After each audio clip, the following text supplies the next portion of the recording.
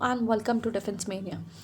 When we talk about AFCAT के static GK portion में we get 25 questions and out of that 25 questions, 2 जो history के questions होते हैं they are mostly generally from dynasties. आपको पूछ लेंगे कि फर्स्ट रूलर कौन रहा है पर्टिकुलर डायनेस्टी का, लास्ट रूलर कौन रहा है, कॉइन मिंटिंग के बारे में पूछेंगे, है ना. तो there are some facts dynasties के बारे में जो जानना बहुत इंपॉर्टेंट है. इसमें I will be telling you some of the books, very important books, ठीक है. Everything about these dynasties. This video will be super short, super sweet, but this will yield you 2 to 3 marks in this AFCAT exam. ठीक है, तो I think it is the brightest deal. So without any delay, we should begin now. चलो, सबसे पहले हम ये ancient history के बारे में बात कर रहे हैं, एंशियंट डायनेस्टीज़ के बारे में बात कर रहे हैं. And it all starts from where? Haryanka dynasty. Haryanka dynasty के जो फाउंडर थे वो बिम्बिसारा थे. ठीक है, देखो इसका PDF आपको डिफेंस मेनिया ऐप पे मिल जाएगा. बैचेस में you have to go and there you will find study material, वहाँ पे आपको मिल जाएगा. यहाँ पे सिर्फ वो फैक्ट्स डिपिक्ट किए गए हैं जो आपके एग्ज़ाम के लिए बहुत ज़्यादा इंपॉर्टेंट है. ठीक है, इससे डायरेक्ट क्वेश्चन आप इस AFCAT में एक्सपेक्ट कर सकते हो. ठीक है, Bimbisara was founder of Haryanka dynasty. और क्या चीज़ इंपॉर्टेंट है, उदयन जो थे उन्होंने न्यू कैपिटल फाइंड आउट किया था जो था पाटलिपुत्र. ठीक है, Pataliputra was the new capital founded by home? Udayan. ठीक है, उसके बाद आती है नंदा डायनेस्टी. नंदा डायनेस्टी के जो फाउंडर रहे हैं वो है महापद्मानंदा. ठीक है, ये इंपॉर्टेंट डायनेस्टी है because this was first non Kshatriya dynasty. ठीक है, इसी के अंतर्गत इन्हीं के राइन में जो साइरस आए थे वो थे फर्स्ट फॉरेन इन्वेडर इंडिया में. ठीक है, और इन्हीं के काल में बैटल ऑफ हाइडेप्सिस हुआ था. ठीक है, तो ये क्वेश्चन डायरेक्ट अगर किसी ने भी प्रीवियस ईयर क्वेश्चंस को देखा होगा आप देख सकते हो, क्वेश्चन डायरेक्टली इसी के अराउंड पूछे जाते हैं. Right, okay. Mauryan dynasty. Mauryan dynasty की बात करें तो उनके फाउंडर रहे हैं, सबसे पहले रूलर रहे हैं चंद्रगुप्त मौर्य. ठीक है, उनको बाद में सांद्रोकोटस भी कहा गया है. ठीक है, और उन्होंने जैनिज़्म रिलीजन एडॉप्ट किया था. चंद्रगुप्त मौर्य के बाद में आते हैं बिंदुसारा. बिंदुसारा को अमित्र घात भी कहा जाता है. और इनके राइन में जो विजिटर रहे हैं वो रहे हैं डिमाकोस. विजिटर्स बहुत ही इंपॉर्टेंट है, आपको एग्ज़ाम में पूछे जाते हैं. ठीक है, उसके बाद सबसे ज़्यादा इम्पोर्टेंट अशोका. अशोका का दूसरा नाम या तो उनको देवनाम प्रिया के नाम से भी जाना जाता था.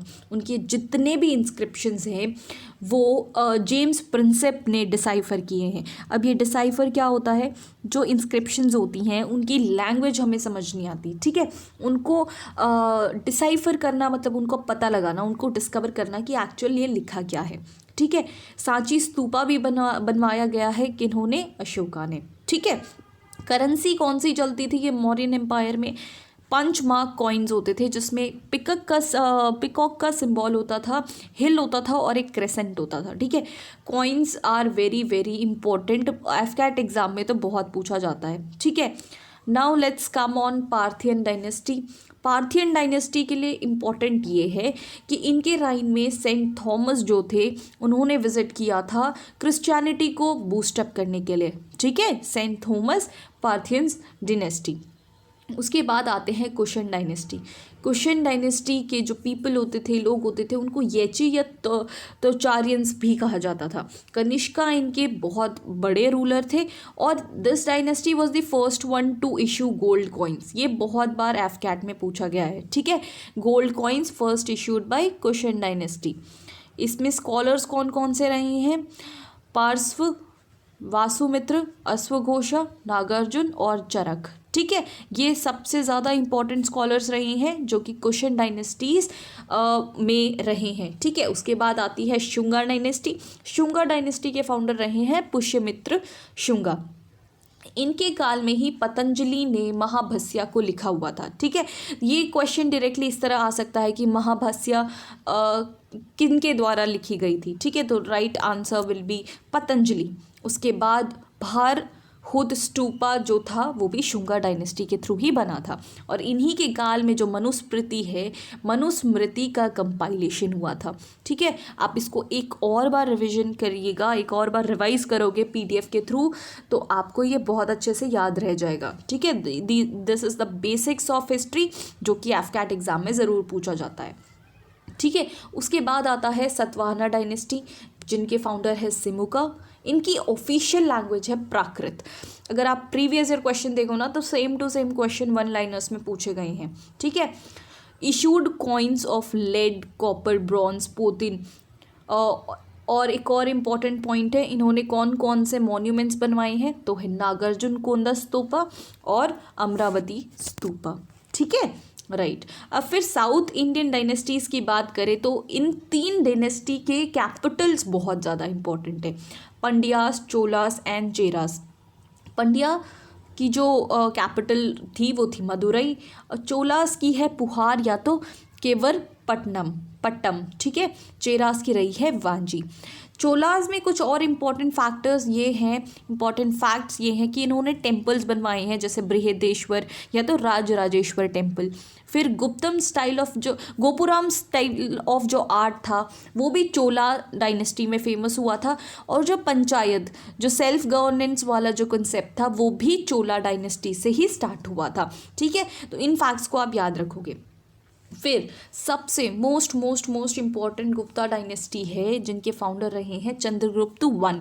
इनको बाद में टाइटल दिया गया था महाराजधिराज का। ठीक है, फिर आते हैं समुद्रगुप्त से बहुत ज़्यादा क्वेश्चन पूछे गए हैं, because he is known as Napoleon of India. और ये टैग इनको किसने दिया है, वी.ए. स्मिथ ने। ठीक है, इनके बारे में इलाहाबाद में इंस्क्रिप्शंस भी हैं। वो इंस्क्रिप्शन बेसिकली किन्होंने लिखी है, वो लिखी है हरिसेना ने। ठीक है, बाद में समुद्रगुप्त को कविराज और विक्रम का टैग लाइन या तो एक टाइटल भी दिया गया था। ठीक है, समुद्रगुप्त को नेपोलियन ऑफ इंडिया भी कहा जाता है, कविराज भी कहा जाता है और विक्रमा भी कहा जाता है। ठीक है, राइट। उसके बाद कौन आता है, चंद्रगुप्त टू के बारे में ये मेहरौली इंस्क्रिप्शन में इनका डिस्क्रिप्शन दिया गया है। अब ये मेहरौली इंस्क्रिप्शन कहाँ पे है, दिल्ली के कुतुब मीनार में। ठीक है, तो ये क्वेश्चन आप प्रीवियस ईयर क्वेश्चन में देख सकते हो। ठीक है, प्रीवियस ईयर क्वेश्चन में। और चंद्रगुप्त टू के टाइम पे कौन विजिटर थे, फाहियान। ठीक है, फाहियान विजिटर थे, और this was the first one two issue silver coins. ठीक है, गोल्ड कॉइन्स के बारे में अभी अभी हमने पढ़ा, तो ये इशू किया है कि इन्होंने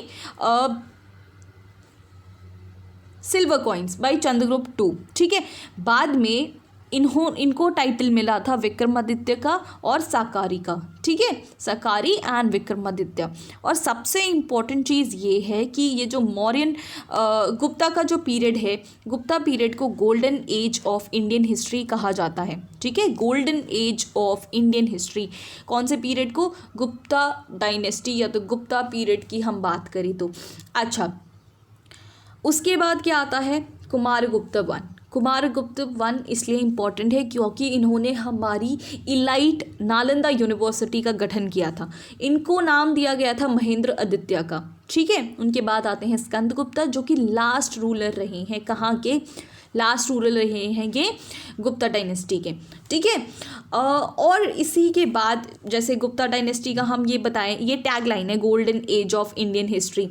ठीक है, ऐसे अगर आप एक डिफेंस एस्पायरेंट हो, यहाँ पे मैंने एक बहुत अच्छा थॉट प्रोसेस लगा के दिया था। आप एक डिफेंस एस्पायरेंट में क्या चीज़ देखते हो, I have started tag line of everything about D. एक ड्रीम होता है डिफेंस एस्पायरेंट का। ठीक है, चेकलिस्ट आप टिक करते जाओ अपने आप को चेक करने के लिए कि एक आप हार्डकोर डिफेंस एस्पायरेंट हो या नहीं। एक उनके पास ड्रीम होता है, वो डिसिप्लिन्ड होते हैं, डिटर्मिनेशन, डेडिकेशन। और पांचवी चीज़ कौन सी होती है, defense, dream, discipline, determination, dedication, and fifth thing and the most important thing is they have a defense study kit. ठीक है, एक डिफेंस स्टडी किट जो कि मस्ट हर एक एस्पायरेंट के पास होनी ही चाहिए, राइट, जिसमें उनको कंप्लीट सिलेबस मिलता हो, सारे कन्फ्यूजन क्लियर होते हो, वो टेस्ट अटैम्प्ट कर पाते हो, लाइव सेशंस अटैम्प्ट कर पाते हो। तो वो एक डिफेंस किट तो उनके पास होना ही चाहिए, मस्ट है। And we are also providing this defence kit at Defence Mania app. ठीक है, आप डिफेंस मेनिया ऐप पे जाके इस किट को हासिल कर सकते हो, जो कि मस्ट हैव है for all the defence aspirants. ठीक है, आप उसको प्ले स्टोर से डाउनलोड कर सकते हो। और now next is Pushyabhuti dynasty. Pushyabhuti dynasty में जो हर्षवर्धना थे रूलर, वो बहुत इंपॉर्टेंट थे। इन्होंने, इनकी जो राइटिंग्स हैं वो बहुत फेमस हुई थी, जैसे प्रियदर्शिका, रत्नावली और नागानंदा। ठीक है, ये बुक्स आपसे डायरेक्टली पूछी जा सकती है कि प्रियदर्शिका किसने लिखी थी, रत्नावली किसने लिखी थी। ठीक है, विजिटर की बात करें, इसमें विजिटर कौन रहे हैं, ह्यून सांग। ठीक है, और इन्हीं के काल में बाणभट्टा के बारे में भी पूछा जाता है। बाणभट्टा ने कौन कौन सी बुक लिखी है, हर्षचरिता और कदम्बरी। ठीक है, हर्षचरिता तो लास्ट ईयर भी पूछा गया था। ठीक है, हर्षचरिता इज इम्पोर्टेंट। ओके, फिर आती है राष्ट्रकूटा डायनेस्टी। राष्ट्रकूटा डायनेस्टी के फाउंडर रहे हैं दंती दुर्ग। ठीक है, और इनके रूलर्स ने कुछ इंपॉर्टेंट मॉन्यूमेंट्स बनाई हैं, जैसे कृष्णवन जो किंग रहे हैं, उन्होंने कैलाश टेम्पल एट इलोरा बनाया है, एलिफेंटा केव्स पे काम किया है। एंड अमोघ वर्षा वन थे, उन्होंने बुक लिखी थी प्रश्नोत्तर मलिका। ठीक है, ये भी पूछा गया था एफकैट में। फिर जो कृष्ण 3 थे, उन्होंने विक्ट्री पिलर बनाया, कहाँ पे, रामेश्वरम में। ठीक है, these are very very important. इस पर्टिकुलर वीडियो में आपकी डायनेस्टीज कवर हो गई, फाउंडर कवर हो गए, उनके इंपॉर्टेंट किंग्स, उनकी बुक्स एज वेल एज उनकी इंपॉर्टेंट मॉन्यूमेंट्स भी क्लियर हो रहे हैं, आपको इंपॉर्टेंट कॉइन्स वगैरह सब क्लियर हो रहा है, राइट। ओके, चालुक्य डायनेस्टी में इंपॉर्टेंट से फाउंडर है उनके पुलकेशिन I। ठीक है, पल्लवा डायनेस्टी में इंपॉर्टेंट है सिम्हा विष्णु, जो उनके फाउंडर रहे हैं। एक और इम्पॉर्टेंट फैक्ट है कि उन्होंने 7 रथ टेम्पल महाबलीपुरम में बनाया है। ठीक है, राइट। फिर आता है गंगाज इज एक्सट्रीमली इम्पोर्टेंट। इनके जो फाउंडर रहे हैं वो रहे हैं अनंत वर्मन। ठीक है, अनंत वर्मन, और इन्होंने एक टेम्पल बनाया है Jagannathpuri temple.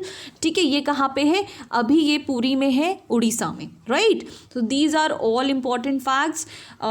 Study material, study kit including this PDF आपको सब डिफेंस मेनिया ऐप पे मिल जाएगा। Go and check it out guys. As आप अगर ट्रू डिफेंस एस्पायरेंट हो, you have to have your dream, discipline, determination, dedication and defense mania study kit. Okay, so that is all for today's video. कोई भी doubt हो आप app पे मुझसे पूछ लीजिएगा पर्सनली। ठीक है, all the best for your AFCAT exam. Thank you and जय हिंद।